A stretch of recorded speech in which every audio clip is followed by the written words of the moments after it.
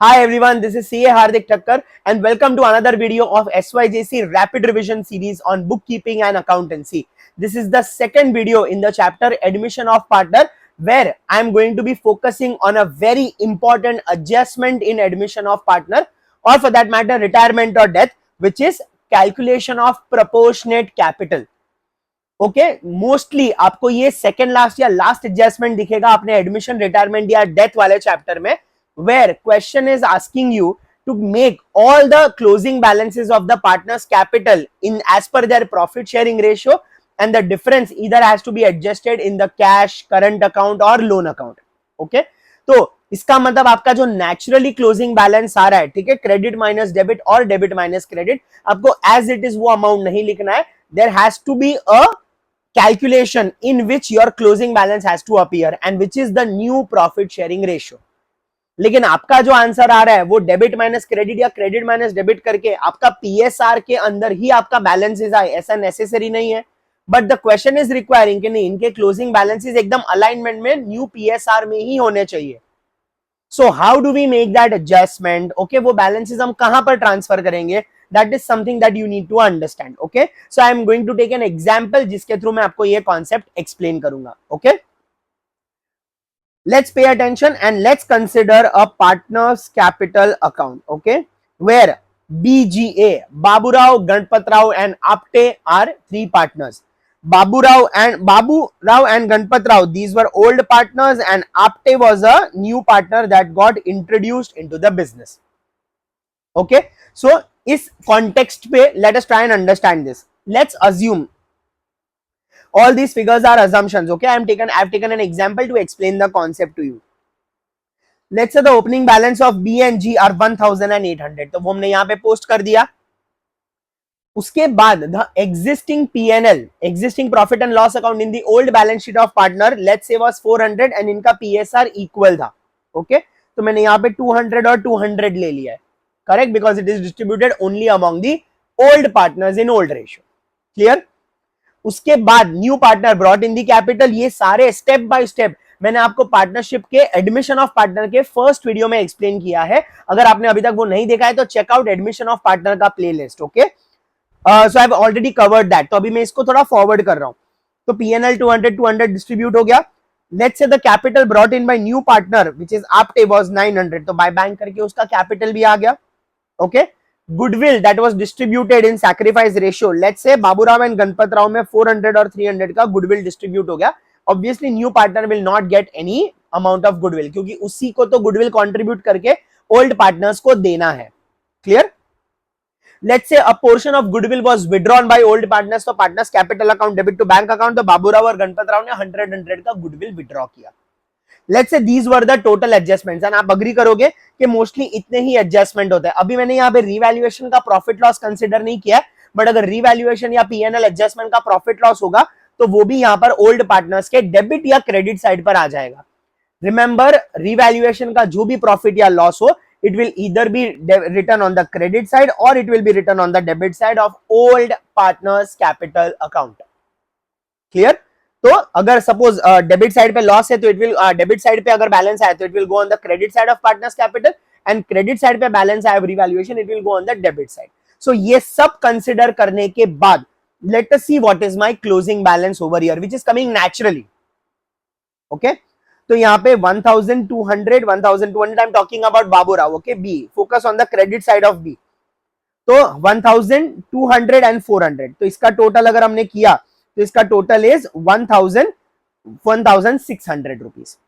Okay, and debit side पे 100, तो it is coming to 1500. फिर उसके बाद गणपत राव का 800, 200, 1000 प्लस 1300 एंड माइनस 100 करेंगे तो 1200 आ रहा है. Okay, and closing balance of A is coming to 900. Now in absence of this proportionate capital adjustment, हम जो भी बैलेंस आ रहा होगा वो हम लोग लिख देंगे and we will post it to the partners capital account. Very simple.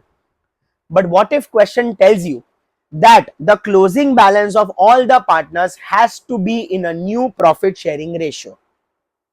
And let's assume that the new profit sharing ratio given in the question is 2:1:1. Sometimes this new profit sharing ratio will be given in the question, sometimes you will have to calculate it.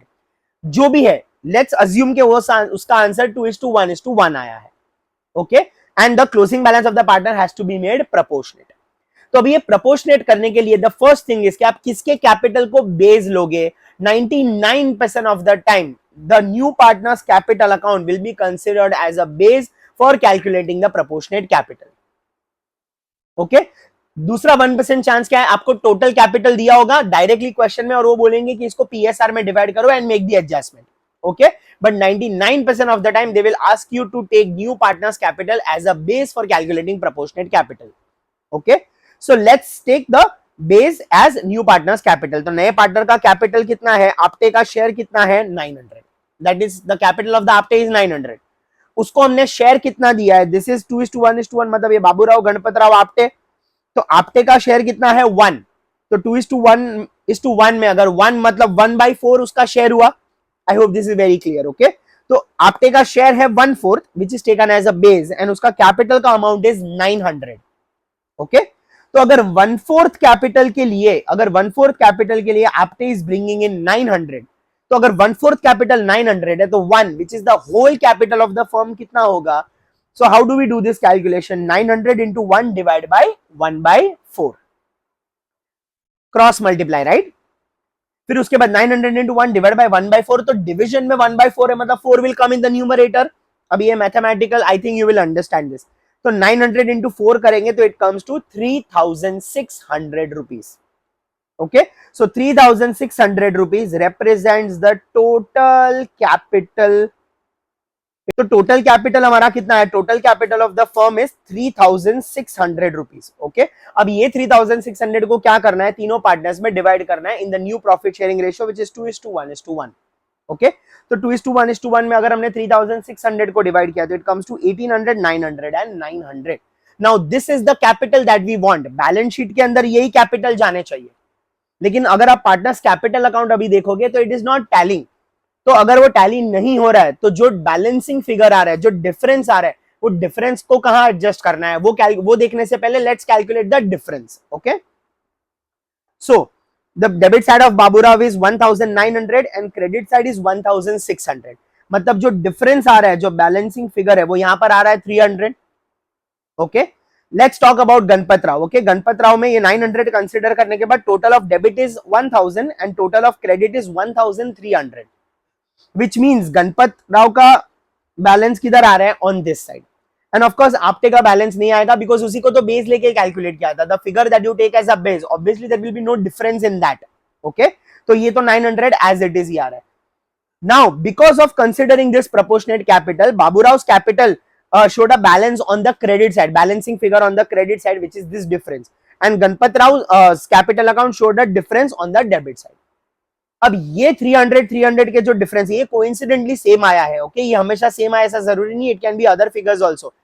There can be situation जहां पे दोनों balances credit side पे आए balancing figure, there can be a situation where दोनों balance debit side पे भी आ सकते हैं, and there can be a situation जैसे इस क्वेश्चन में हो रहा है कि जहां पे दोनों एक एक साइड पे आया है विद डिफरेंट अमाउंट आल्सो। तो नंबर्स या फिगर्स को याद मत रखो, लॉजिक को याद रखो। Both of them can be on credit, both of them can be on debit, and it can B 1:1 also with different amounts, okay, but as of now the difference has come here, तो इसको कहां पे transfer करना है। now there are 3 options which questions can tell you कि यहां पे transfer करना है। पहला ऑब्वियस ऑप्शन होगा कि the difference has to be adjusted in a cash account, तो इसका दूसरा फिर कहां पर आएगा, कैश में। इसका लॉजिक ये है कि अगर आपके पास एक्स्ट्रा है तो आप एक्स्ट्रा कैश लेके जाओ। यहां पर वो क्या बोल रहा है कि आपका कैपिटल ऑलरेडी बहुत ज्यादा है, आपका कैपिटल 1200 है, लेकिन हमें सिर्फ 900 ही चाहिए, तो आप 300 प्लीज वापस लेके जाओ। इन केस ऑफ बी, तुम्हारा कैपिटल हमें 1800 चाहिए, but your capital is only 1600, your capital is only 1500, तो 300 हमें आपके पास से चाहिए, तो you please bring in 300 because we need 1800 of your capital. Your current capital is only 1500, so please bring extra 300. And in case of B, we need only 900 of your capital, but you have 1200 rupees of capital, so please take away 300 rupees of capital. Extra हमें नहीं चाहिए। तो ये logic से आपका debit और credit cash में भी पोस्टिंग होगा। इसको 300 हम पे कर देंगे गणपत राव को, तो it will be on the credit side of cash account, and Baburao से हम 300 रिसीव करेंगे, so it will be on the debit side of the cash account, okay. So या तो आपको कैश में बोलेंगे या तो आपको बोलेंगे adjusted to the current account, or adjusted to loan account. So यहाँ पे it can either be adjusted to current account or loan account. These are the three options that question can tell you. याद रखना, अगर current या loan account है तो आपको जो साइड पे बैलेंस दिख रहा है आप उसी साइड पे ट्रांसफर कर दो in the balance sheet, like this. So if it is on the debit side, current account या लोन अकाउंट, आप उसको लायबिलिटी साइड पे शिफ्ट करो. And if it is current account or loan account on the debit side, you post it on the asset side. So basically, if it is coming here in the partner's capital, current account or loan account, you shift it to the liability. If it is coming on this side, you shift it to the asset. Straight नीचे लाना है आपको. And if it is going to cash account, you put it on the opposite side. समझ में आ गया? Because यहाँ पर debit आना उसका मतलब हमको लायबिलिटी में सेम साइड, बिकॉज लायबिलिटी का लॉजिक उल्टा होता है ना. Left hand side is the credit side and right hand side is the debit side. So I hope you have understood this. Okay. So this is how you consider the adjustment of proportionate capital. I hope you have understood this, and thank you so much for your time and attention. Stay tuned for upcoming videos, and please like the video if you have not liked it yet. Subscribe to the channel and drop a comment if you want any other videos. Thank you so much. I will see you in the next video.